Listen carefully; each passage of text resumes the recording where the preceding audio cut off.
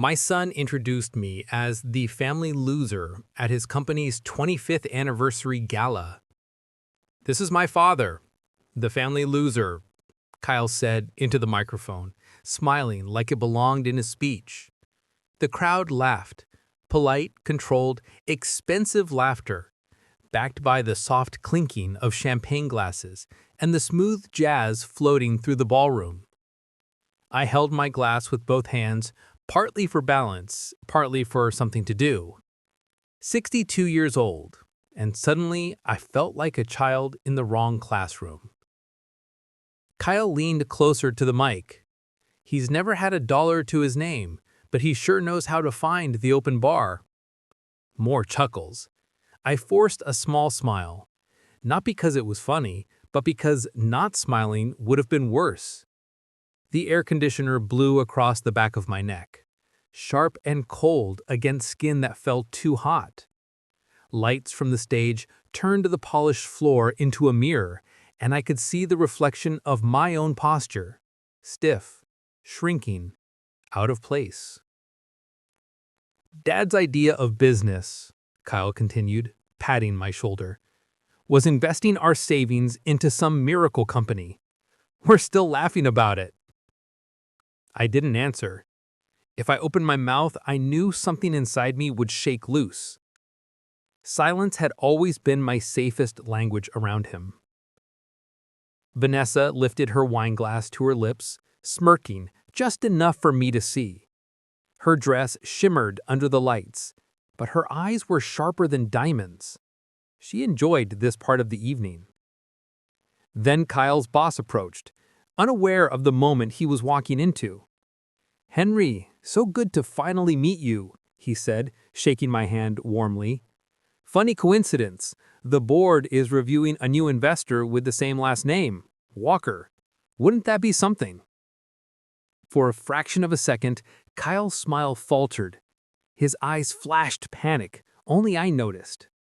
But he recovered instantly. "Oh, that can't be Dad," he joked loudly. "If he had money, I'd be first in line." Another wave of laughter. My fingers tightened slightly around the glass. I set it down before it slipped. "Actually," the boss said gently, trying to soften the moment, "anyone who's ever tried to build something deserves some respect. Business is not easy." I nodded. "You're right, it isn't." The room quieted for a beat, and Kyle looked at me, irritated, like I'd interrupted a performance. He leaned closer to the mic. "Dad, not tonight. Don't make things awkward." I blinked at him. I was making things awkward? I stepped back slightly, giving him more room to shine or burn. I wasn't sure. The conversation flowed again around him. Compliments, praise, handshakes. He basked in it all, shoulders loose, jaw confident, the man of the night. I stayed next to him, present but not necessary, a placeholder. A woman in a red dress approached. "Kyle, you didn't say your father was here. What a beautiful moment for your family." Kyle chuckled. "Beautiful for him, maybe. This is the closest he's ever been to success." My heart didn't break. Hearts don't break that easily after so many years. It was quieter than that. More like an internal door locking itself. I tried once more, softly. "Kyle." He didn't even look at me this time. "Dad, don't embarrass me, please." The lights, the laughter, the music, all of it suddenly felt far away. I stood still, hands crossed in front of me, breathing evenly so I wouldn't shake. Then, someone nearby asked Kyle, "So, is your father proud of you?" Kyle laughed. "Oh, I'm sure he is. I gave the family something to be proud of at least." The sentence didn't hurt. Not because it was kind, because I'd already gone numb. I looked at him, really looked at him. The tuxedo, the expensive watch, the perfect image. I wondered how much of it was built from ambition and how much was built from resentment. The band shifted songs and the crowd applauded lightly. In the applause, something shifted inside me too. Not anger, not grief, clarity. He didn't hate me because I failed. He hated me because I stopped apologizing for trying. I adjusted my jacket sleeves, as casually as possible, and stepped back from the group. No one noticed, except Kyle. The moment he saw me distancing myself, his smile dimmed just a little. "Dad," he called, as if afraid I might leave the script. I stopped, but didn't return. For the first time that night, the room wasn't laughing. It was waiting. Something had changed, and everyone felt it, even if they didn't know why. The applause at the gala still echoed in my ears long after I left the building.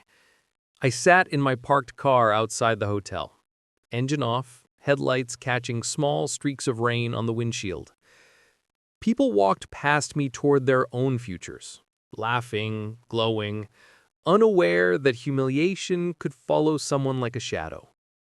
I loosened my tie and leaned back in the seat. Silence filled the car, thick and humbling. How did we get here, Kyle?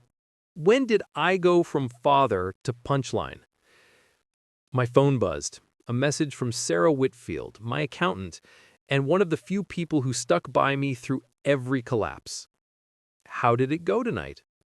I typed, erased, then finally wrote, "It reminded me that my son still sees me as a mistake he never made." I didn't send it. Instead, I turned the ignition and drove home. The house felt too big for one person, though it wasn't big at all. A small, clean suburban place with beige walls and a squeaky back door. I hung up my jacket and walked into the study where my life still lived in blueprints. Rolls of sketches leaned against the wall. Wind turbine housing designs, grid-efficient circuit maps. Old patents I refused to throw away. Documents, letters, and proposals I'd once believed could save the planet, or at least earn redemption. On top of the filing cabinet was a thick folder labeled Walker Green Energy Private Investment. I ran my hand across the cover. Not a dream. Not anymore. But no one, especially Kyle, knew that. Years ago, before the collapse, I worked as a senior engineer designing sustainable power systems. I was good at it, respected even. Diane used to say she loved how my hands smelled like metal and engine oil, and she joked that my heart beat in volts and watts. I retired early so I could build something greater, a sustainable energy startup called EcoVantage Solutions. My partner, Michael Trent, had charisma, connections, and a dazzling smile that made investors forget to read the fine print. One morning, the office was filled with flashing police lights and quiet whispers. Michael vanished. Millions vanished with him. And my name was on every signature. The headline in the county paper read, "Walker Fraud Scandal, Local Engineer Implicated." My lawyer, Richard Barnes, worked tirelessly to clear my name. He handled the reporters, the depositions, the endless accusations.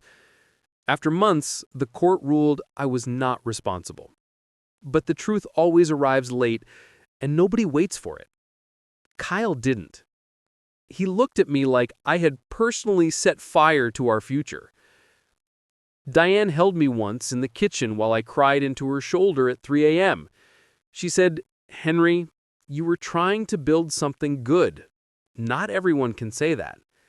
But stress is like rust. It spreads quietly." 5 years later, during a routine checkup, her heart sent its final warning. The doctors called it a failure of the left ventricle. No one blamed stress in the report, but I saw its fingerprints everywhere. Kyle's grief turned into something sharper. Quiet. Cold resentment. He moved Diane's photos from the living room into a hallway. then into a drawer, then nowhere a guest might ask questions. We lived in the same house for 8 months after Diane's funeral. No conversation survived more than 2 sentences. Finally, one morning he said, "Dad, I think we're better off living separate lives." He packed his things and moved out within 48 hours. I didn't chase him. I didn't stop him. Maybe I should have.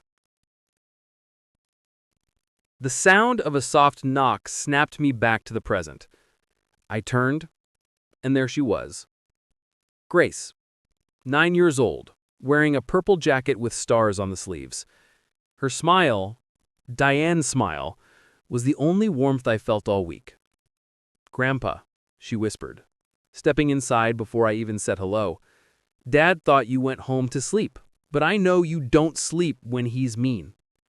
She walked right up to me, wrapping her small arms around my waist. I knelt down to face her. "Grace, your dad had a big night. He says things differently when he's excited." She sniffed. "No, he says things differently when you're there." Her honesty was gentle, but it hit harder than any insult. I brushed a tear from her cheek. "I'm okay, sweetheart." She glanced at the blueprints behind me. "I like your inventions. They look like they could help people." I smiled. "That's the plan." She nodded thoughtfully, as if she understood more than a child should. "When I grow up, I'm going to tell everyone how smart my grandpa is." Those words, they held me together. I said softly, "Your dad will figure things out. He just needs time." Grace looked up at me, expression firm. "He needs manners." I laughed, a real, unforced laugh, the first one in weeks. She handed me a folded napkin. "I saved you a dessert. It's chocolate. Dad says you'll ruin your teeth, but I think teeth like chocolate." I took it like it was treasure. "Thank you." She glanced toward the door. "I should go before he gets mad." We hugged again, tighter this time, and she slipped out into the night. Silence returned, but it felt different, not empty, filled with purpose. Later that week, I sat across from Sarah at her office. She had a tidy desk, square glasses, and a voice that could smooth wrinkles off paper. "You've rebuilt more than you realize," she said, tapping her calculator. "The investments are growing steadily. This isn't a comeback story anymore. It's progress." I stared at the numbers, still hesitant to believe. "But if Kyle knew—" "Henry," she interrupted gently, "you're not hiding success. You're protecting peace. There's a difference." She was right. The less Kyle knew, the less he could resent. Richard Barnes joined us on a different day, stacks of legal folders in his hands. "We have 3 green tech companies interested in your designs. You did the hard part, surviving. Now let me help you win." I leaned back, overwhelmed. "I don't care about winning. I just want my son back." Richard paused, choosing his words. "Sometimes people come home only after they learn the truth the hard way." And here I am now, a man who lost everything publicly, but rebuilt quietly.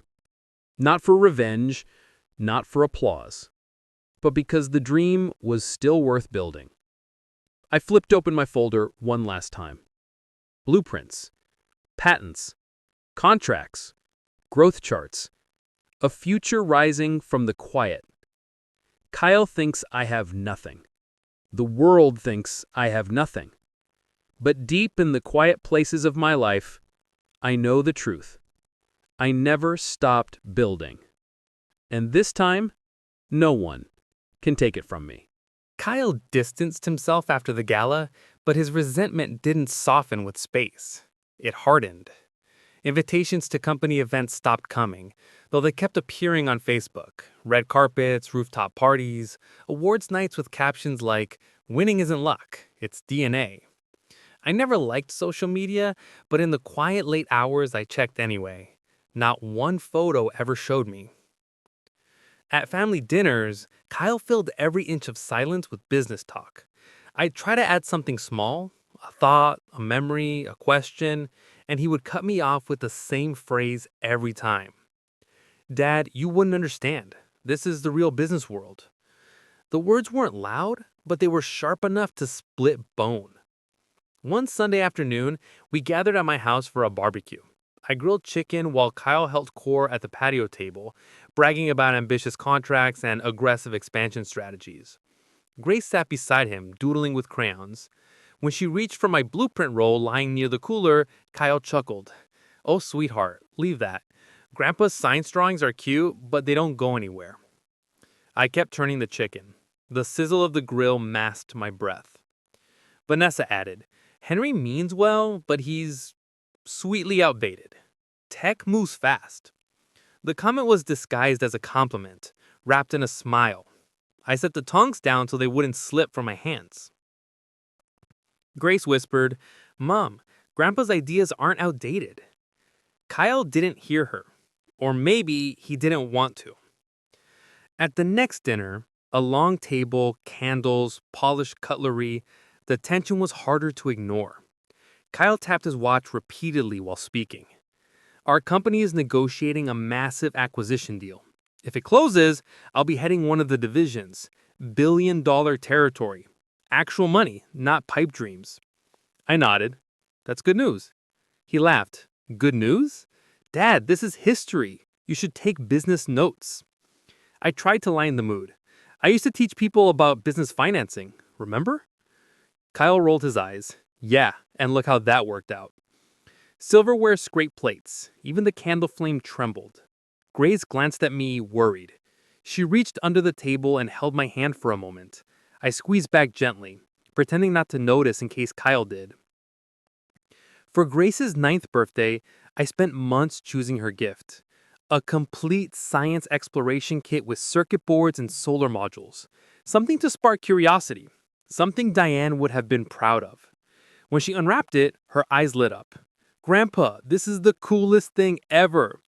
She hugged me tightly before Kyle could speak. Then he did. Dad, he said loudly across the table, stop pushing your failure fantasies on my kid. The room froze. Grace flinched like she'd been struck. Vanessa looked away. Even Kyle's voice seemed to echo too long. I kept my hands on the chair, steady. Science isn't a fantasy, Kyle. Curiosity is a gift. Kyle scoffed.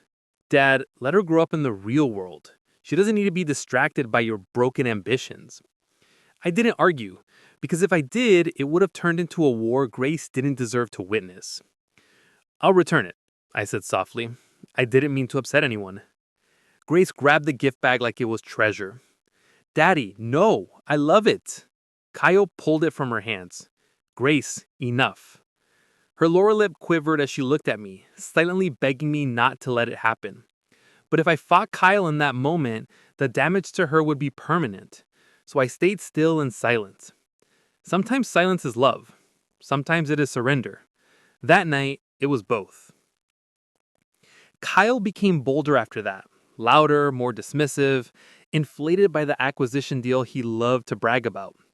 Dad, our world runs on innovation now. You're still talking about blueprints like it's the 1980s. I said nothing. I mean, honestly, he continued laughing, what company would ever want old school sustainable energy plants? Nobody cares anymore. It's all AI and quantum now. Richard Barnes had told me that time exposes truth without needing an audience. I felt that truth ripening like fruit nobody expected. Because the very company Kyle kept bragging about, the buyer he was depending on, was the one I had quietly invested in years ago. He worshipped the idea of being chosen by them. He didn't know I already had been. But what would I gain from telling him in this moment? Relief? Revenge? Those were cheap victories. Instead, I studied him. The restless jaw, the overconfident gestures, the nervous tap of his watch. I wondered if he even enjoyed success, or if he only enjoyed winning against someone. One night, as dinner wound down, Kyle raised his wine glass. To being self-made, he said with theatrical pride. Not everyone has the stomach for it. It wasn't directed at the room. It was aimed at me. I looked at him and spoke quietly, without heat.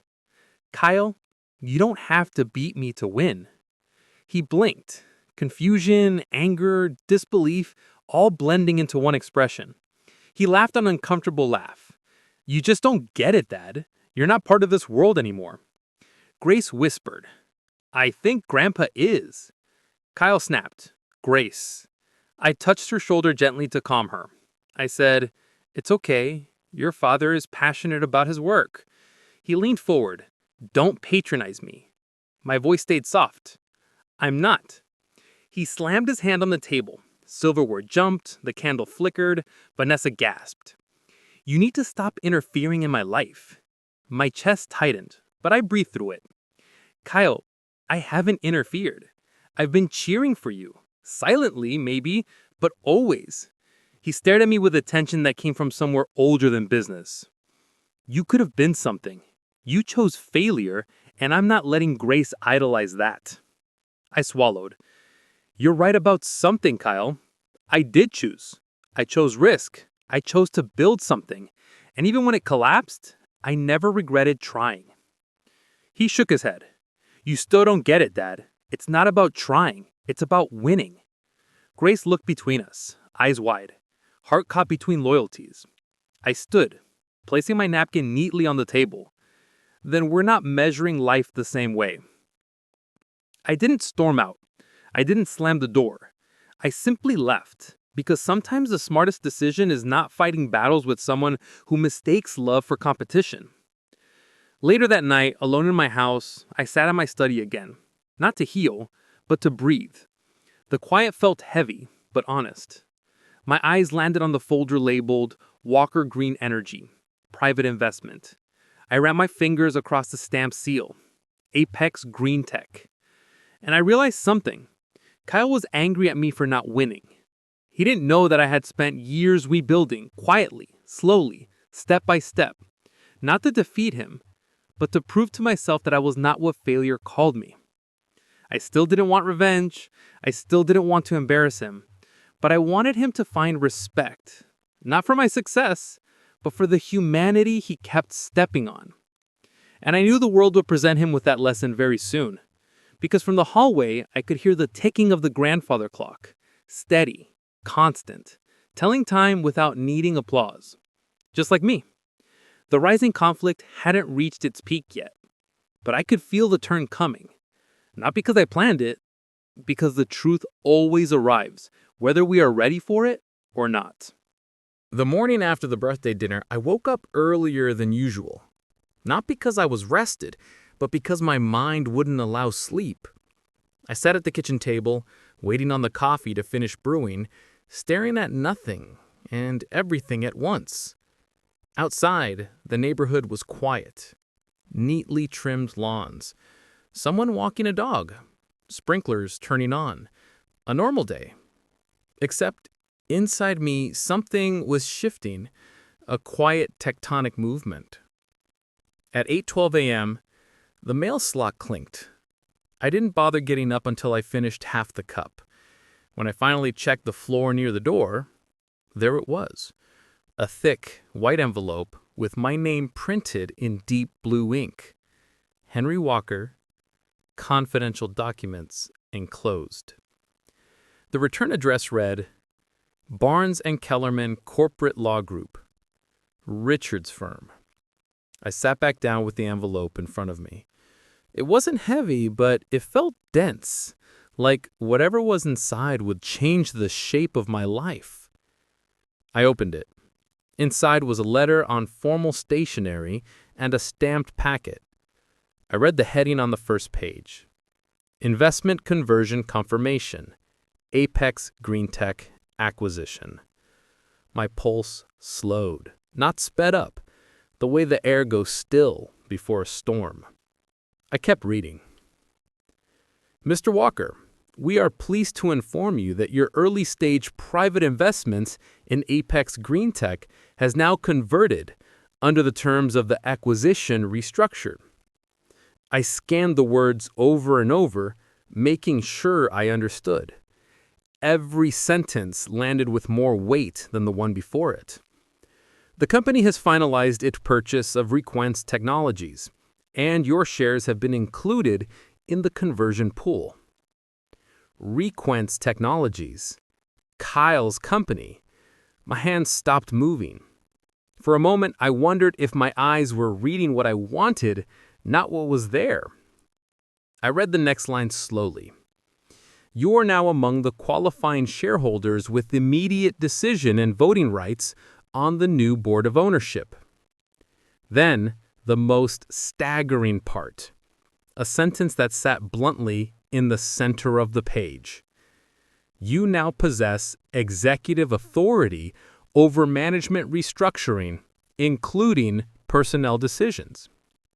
I leaned back in my chair, unable to speak even to myself. I wasn't just an investor. I was an owner of my son's company. I flipped to the next page. It bore the attorney's signature. Sincerely, Richard Barnes, ESQ, Apex Green Tech Acquisition Counsel. I turned the letter around and noticed something I hadn't processed at first. Date: 1 week before the Founders Gala. 1 week before Kyle introduced me as the family loser. 1 week before he assured his boss I'd never have money. 1 week before he mocked Diane's memory by announcing to the whole room that I'd always be nothing. My first instinct wasn't triumph. It wasn't excitement. It wasn't even vindication. It was grief. Not for me, for him. Because Kyle had built his identity around being better than me, and he didn't know the ground had already shifted under his feet. I set the packet down and rubbed my forehead. The house was silent again, except for the faint hum of the refrigerator. After a long time, I called my phone and called Richard. He answered on the second ring. Henry, I assume the documents reached you. My voice came out steady. So it's real. It's real, he confirmed. You're not just a shareholder. You're a critical one. Strategically placed. Apex trusts you, especially your history with green technology. I breathed out slowly. And Kyle doesn't know. Not yet. The board announcement isn't public until next month. If you want, we can reveal it early. You've earned the right to... No, I cut him off gently. I don't want a weapon. I want time to understand what this means. Richard paused, then said carefully, You don't have to humiliate him to prove you've healed. I know. That's why I won't. Silence on the line. A respectful one. You're a better man than most, he said quietly. I didn't feel like one. Later that day, I sat in my study looking at two things: the Apex Green Tech packet and the science kit Grace loved but Kyle rejected. The contrast felt symbolic. One represented the future. The other represented everything Kyle was afraid of. I opened the science kit box and examined the parts: wires, solar panels, tiny gears, and ran my hand over the instruction booklet. Diane would have loved this gift for Grace. I whispered into the empty room. I hope she never learns to measure love by success. The phone rang. Sarah. I answered with a tired exhale. Hey. You got the documents? Yes. She didn't celebrate. She knew me well enough to wait. How do you feel? I feel sad, I admitted. Kyle wants to win so badly, he can't see that I'm not his opponent. Soft sympathy came through her voice. He spent a decade believing he had to erase you to validate himself. People don't give up coping mechanisms easily. I closed my eyes. If I tell him now, he'll feel humiliated, and humiliation creates enemies, not healing. So what will you do? I looked again at the board membership confirmation. I'll go to the gala. And? Sarah asked. And I won't say a word. She let out a breath, part disbelief, part admiration. Most men would walk in there to crush him. I don't want him crushed. I want him whole. Sarah was quiet for a moment. Then she said, You know, Henry, loving someone who resents you might be the most exhausting kind of love there is. I laughed under my breath. Tell that to my heart. We ended the call without needing more words. That night, I ironed my shirt for the gala. Not with pride, not with anticipation, but with acceptance. In the mirror, my reflection looked older than I remembered. Lines around my eyes, silver threading my hair, dignity carved into the posture like scar tissue. I put the Apex documents in the drawer, not the briefcase. I didn't need proof to feel whole. Before leaving, I paused in the doorway of my study, looking at the blueprints, the folders, the inventions, the life that was never a failure, only misunderstood. I whispered into the empty room. I hope she never learns to measure love by success. The phone rang. Sarah. I answered with a tired exhale. Hey. You got the documents? Yes. She didn't celebrate. She knew me well enough to wait. How do you feel? I feel sad, I admitted.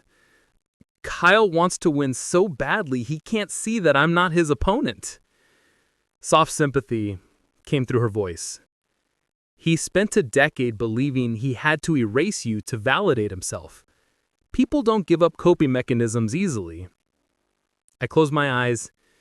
If I tell him now, he'll feel humiliated, and humiliation creates enemies, not healing. So what will you do? I looked again at the board membership confirmation. I'll go to the gala. And? Sarah asked. And I won't say a word. She let out a breath. Part disbelief, part admiration. Most men would walk in there to crush him. I don't want him crushed. I want him whole. Sarah was quiet for a moment. Then she said, You know, Henry, loving someone who resents you might be the most exhausting kind of love there is. I laughed under my breath. Tell that to my heart. We ended the call without needing more words. That night, I ironed my shirt for the gala. Not with pride, not with anticipation, but with acceptance. In the mirror, my reflection looked older than I remembered. Lines around my eyes, silver threading my hair, dignity carved into the posture like scar tissue. I put the Apex documents in the drawer, not the briefcase. I didn't need proof to feel whole. Before leaving, I paused in the doorway of my study, looking at the blueprints, the folders, the inventions, the life that was never a failure, only misunderstood. I whispered into the empty room. I'm not going there to win. I'm going to see the man our son has become. I turned off the light. The car engine hummed. The street was quiet. The conference hall was already packed when I walked in. Rows of employees whispering under harsh white lights, projector screens glowing with graphs nobody understood yet, and a tension in the air so sharp it could cut skin. Richard Barnes walked beside me, a quiet pillar in a world about to shift. Someone near the front whispered, "Why is legal here?" Another murmured, "This can't be good." I scanned the room but didn't search for Kyle. My eyes landed on the stage instead. The CEO, stiff posture, tapping the mic nervously. Richard leaned toward me. They're minutes from announcing. "I'm ready," I said. My voice surprised me. Steady, unshaken. Then I saw Kyle. He stood near the stage speaking with a cluster of managers, confident shoulders, rehearsed smile, until he noticed me. The smile dropped. Color drained from his face. For the first time in years, he looked like a little boy who didn't understand the world in front of him. "Dad?" he mouthed. But there was no room for private conversations. The CEO tapped the mic again. "Ladies and gentlemen, thank you for assembling on short notice." The room quieted instantly. "As many of you know, the company has been in deep negotiations over the last quarter. Today, we're officially announcing—" a wave of anxious gasps swept through the room— "that Requins Technologies has been acquired by Apex Green Tech." Murmurs exploded, some hopeful, some terrified. Kyle froze. The CEO raised a hand. "And with this new transition, we welcome members of the Apex leadership to the Requins board." His throat bobbed nervously. "Please acknowledge board member Henry Walker." Silence. The room turned toward me. Shock, confusion, mouths open but no sound. Kyle looked physically winded, like someone had stolen breath out of him. I could have walked to the stage alone, but Richard placed a hand gently on my back, guiding me toward the steps. A silent act of respect in a room that once laughed at me. Whispers rippled. "That's his father? The loser guy? How? He's the new board member?" On stage, the CEO stepped back, giving me space, or distance. I wasn't sure which. I took the mic, not with triumph, but with presence. "Thank you," I said calmly. "I won't take much time." Kyle pushed through rows of chairs until he reached the front. His voice trembled. "Dad, what is this? What are you doing here?" I looked at him, not angrily, not vindictively, but clearly. "You introduced me once. Let me return the favor." Gasps. Laughter died instantly. I turned to the employees, the very people who once clapped for my humiliation. "This is my son," I said, voice even. "Brilliant, capable, tireless. The kind of man who can build something from nothing." Kyle blinked hard, chest rising and falling too fast. "But lately, he has been misguided." Someone in the second row muttered, "Oh my God." Kyle shook his head slowly, pleading under his breath, "Dad, please don't do this." But this wasn't revenge. It was truth.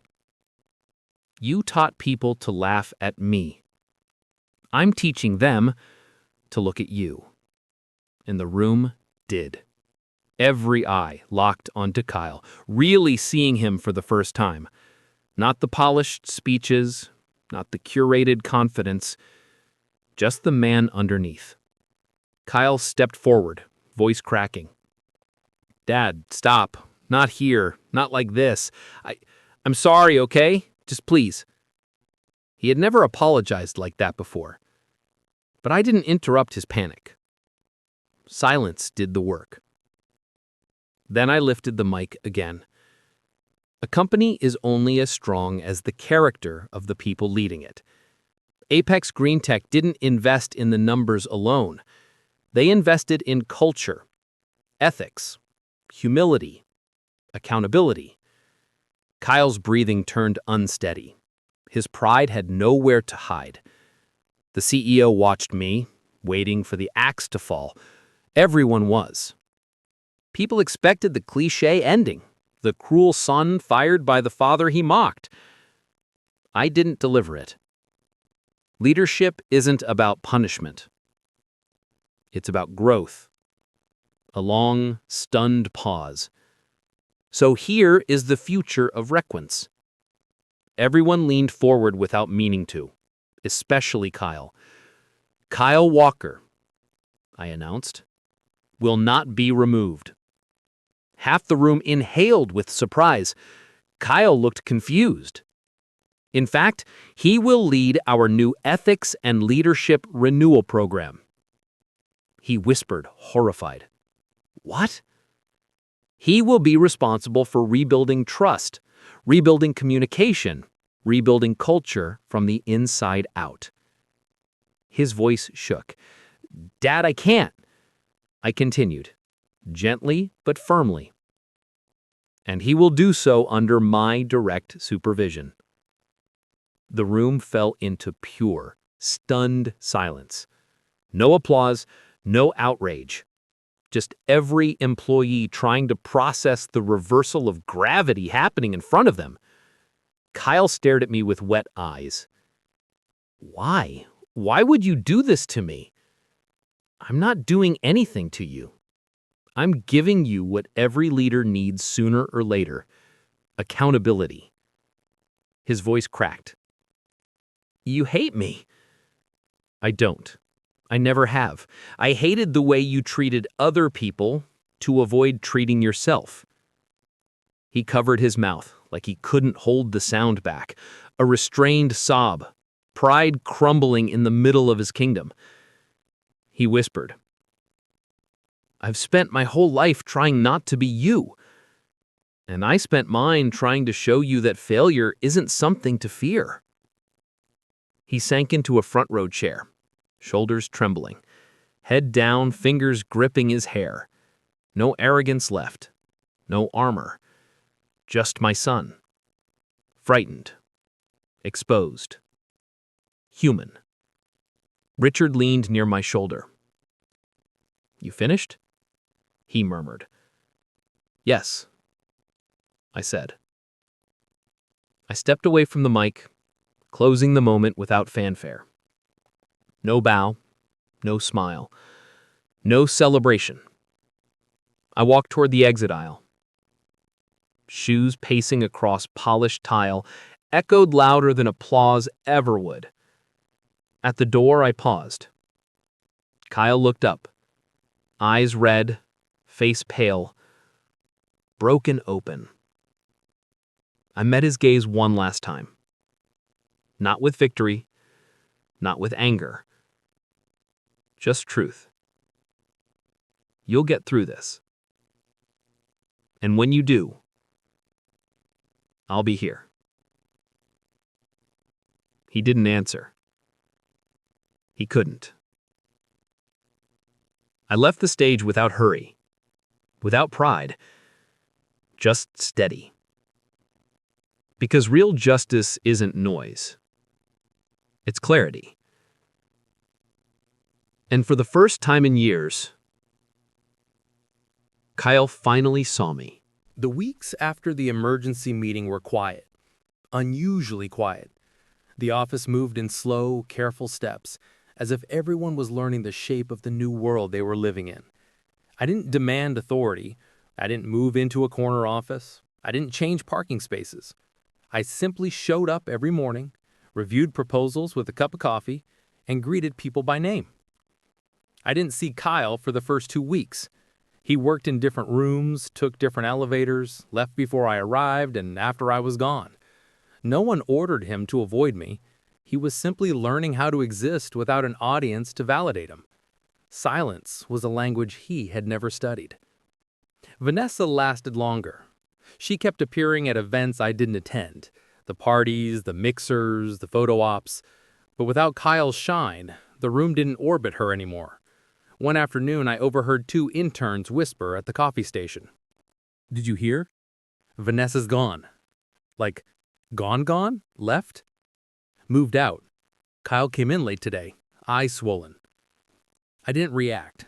Not because I didn't care, but because pity can feel like poison to a wounded man. The culture shift inside the company was gradual and real. People started speaking to one another with less fear, fewer defensive jokes, fewer desperate attempts to look important. One day in the hallway, I saw Kyle apologizing to a design lead. Head bowed, no excuses. I was dismissive and arrogant, he said. I wasn't listening. You deserved better. No one forced that apology. Growth isn't loud. It's slow. I get my distance. We didn't need a staged reconciliation. We needed the quiet kind, the kind that arrives in its own time. Richard Barnes met with me regularly. He walked into my office one Wednesday morning with a stack of reports. Cultural satisfaction scores up 37%, he said. Turnover rate down 18%. The place is healing. I nodded, flipping through the pages. Kyle? I asked. Richard smiled slightly. His progress is impressive. He's not pretending anymore. He's doing the work. I didn't ask for more. I didn't need more. Outside the office, life became smaller in a good way. Evenings at home, early mornings in the workshop, long calls with Sarah about funding proposals, and a growing pile of successful contracts that finally made the old blueprints feel like more than a memory. Sometimes I looked at the empty chair at the dinner table and imagined Diane's smile, her relief, her pride. Then I looked at the blueprints and whispered, "We got here." A month later, something unexpected happened. I was sitting in my study editing a report when I heard light footsteps in the hallway. Hesitant, tiny. I didn't turn around right away. Some sounds you recognize instantly, even after a lifetime. "Grandpa?" Grace's voice drifted gently. I faced her and smiled. "Hi, sweetheart." She ran to hug me as if she hadn't seen me in years, though it had only been weeks. Then I saw Kyle in the doorway. Hands in pockets, hair messy, tie loosened. Not the polished executive, just a human being. "Dad?" he said quietly. Grace looked up at him, then back at me. Daddy wanted to talk. Kyle swallowed. "Can we sit?" We sat at the small dining table. Grace took the seat between us, like a bridge. Kyle stared at the wood grain instead of my eyes. "I've been thinking about success, and about you. I'm listening." He pulled in a shaky breath.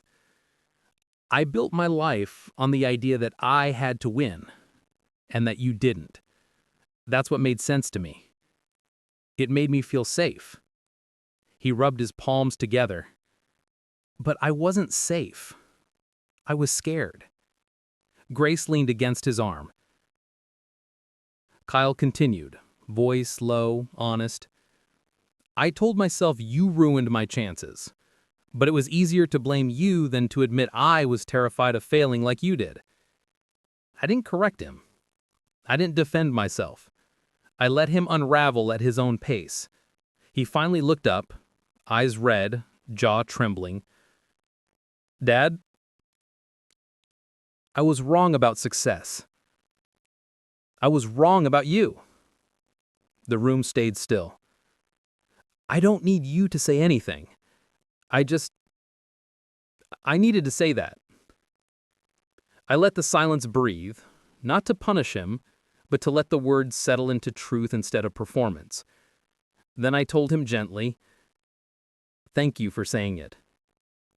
Grace let out the slow exhale of a child who'd been holding her breath for months. Kyle wiped his eyes and tried to laugh through it. "You know, I used to think being admired was the greatest feeling in the world.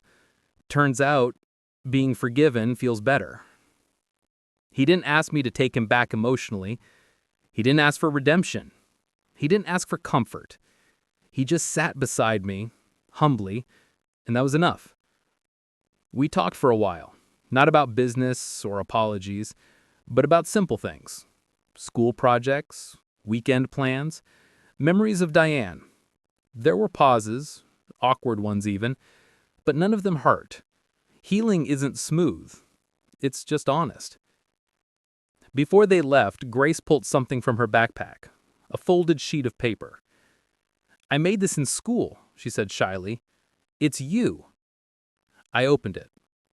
A drawing of me in my study, beside a big machine full of wires and gears.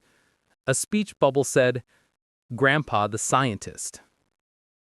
I didn't realize I was crying until a tear hit the page. Grace hugged me. Kyle watched, quietly, respectfully. After they left, I walked into my study. Among the blueprints and contracts and patents, there was a space above the desk, empty for years. I framed the drawing and hung it there. Not because it was cute, because it was the truest picture of me anyone had ever made. A man who tried. A man who built. A man who loved, even when love wasn't returned. The house felt warmer after that. Not because anything was perfect, but because something was finally possible. And that was enough. 6 months later, the world looked calmer. Not because life had become easier, but because I finally stopped living inside survival mode. Most afternoons ended the same way now. Backpacks thumping against chairs, sneakers squeaking on the floor, the chatter of 10 middle school kids spilling into the community center classroom. I stood at the whiteboard, drawing out a simple wiring diagram. Electricity doesn't have to be complicated, I told them. But respect it. Treat it like a partner, not a pet. The kids laughed, but they listened. They built things. Tiny solar fans, miniature-powered boats, flashlight circuits. Every success made their eyes wider. Every failure fueled determination instead of shame. Sometimes parents waited outside the door at pickup. Sometimes they came in and stared at the projects on the tables like they were small miracles. None of them knew my name from newspapers anymore. They only knew me as the instructor who made their kids curious about the world. And that was enough. I locked up after class and drove home to my backyard workshop. The same workshop that once felt like a tomb for bad memories. Now it smelled like sawdust and solder, and the air hummed with gentle optimism. I didn't build inventions to prove myself anymore. I built them because I liked the sound of joy in a small room. When the back gate squeaked, I didn't flinch. I didn't need to see who it was. "Dad?" Kyle called out softly. "Back here," I answered without stopping the work in my hands. He walked up next to the workbench, sleeves rolled up. The weight he used to carry now replaced by something quieter. Accountability. He didn't come to impress me anymore. He came because being here made him feel like himself again. "What are you making today?" I said. "Solar water heater prototype. Thinking about pitching it to a school district." He nodded, smiling. "That's actually really smart." No sarcasm, no competition, real respect. "I brought dinner," he added, lifting a paper bag. "I remembered you liked the onion rolls." "Thank you," I said. It was a small thing, but small things rebuild relationships far better than grand gestures ever could. We sat on the steps behind the workshop, eating straight from the containers like two men who didn't need a stage. Kyle talked about work, not in the bragging tone he used to use, but with thought, curiosity, and ownership of mistakes. "People trust me more now," he said, "because I stopped pretending I had all the answers." "They probably trusted you more than you realized," I replied, "once you gave them room to breathe." He nodded, quiet for a long time. I didn't feel the silence. Silence no longer scared him. Grace came over nearly every weekend now. She would burst into the study with a backpack full of tools and sit cross-legged on the floor, surrounded by wires and notes as if she were born in that room. Her science fair project took shape one line at a time across my old blueprints. The same drawings that once humiliated me, now giving her confidence. "Grandpa, I want people to take care of the planet, not just talk about it," she told me one night while soldering a connection. "You're already doing that," I said. She grinned. "Well, I had a good teacher."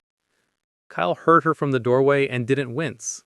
He smiled, proud of her, not threatened by me. It was the first time I saw peace in his eyes instead of fear. Sometimes I still thought about the gala. The laughter, the spotlight, the shrinking feeling in my chest. But now, when the memory surfaced, it didn't sting with humiliation. It moved through me like a scar someone had traced gently instead of pressed. I learned something I should have known years earlier. Dignity is not something another person grants. It's not applause, or success, or approval.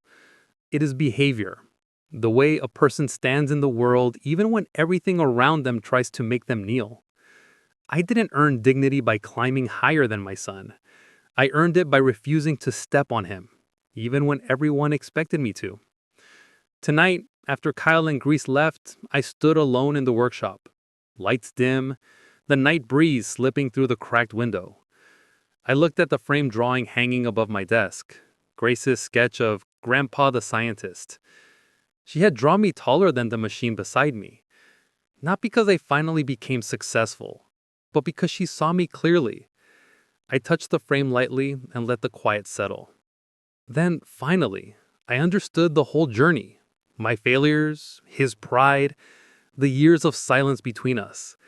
I didn't rise above my son. I simply stopped shrinking to make him feel tall.